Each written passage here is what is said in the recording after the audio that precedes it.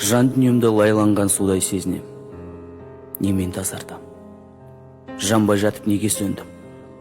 Өнердің шыңына шықпасам да, елеусіз қалғаным жоқ. Қатарымның қасындамын. Менің жан дүниемнің көктемін кім әкелер? Жүрегіме қадалған бір тікенек сыздатып қояр емес.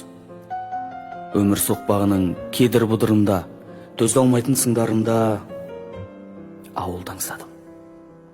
Мына жаңбыр, мына қылтиып өскен гүл, бұлт ашылып күн түссе, құлпыра түседі ғой. Ал сезім сәулесі ше. Өнерде өзімді баратын жеріне жете алмай жүрген жылаушыдай сезінем. Шынымен кешіктім бе? Бақтым осында деп басқа есік қақтым ба? Жоқ. Бұл ақталу емес. Неге ғана құлазимын? Тірлігімнің барлығы тек қана күн көріс үшін бе? Сүйдім бе? Өнерді сүйдім. Әлде кермек өкініш пе? Көңілімнің көктемі қайда кетті? Еңсемді көтертпейтін не? Жоқ.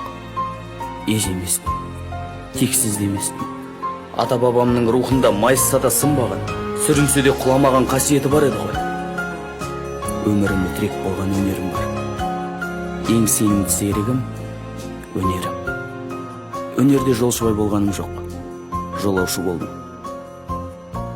Осындайда қол ұшын берер әнім қайдасың? Өмірде тоқыраған кездерімде ән биігіне шақырушы едің ғой. Әлде айтар әнім өнерімнің биігі алдыңда ма?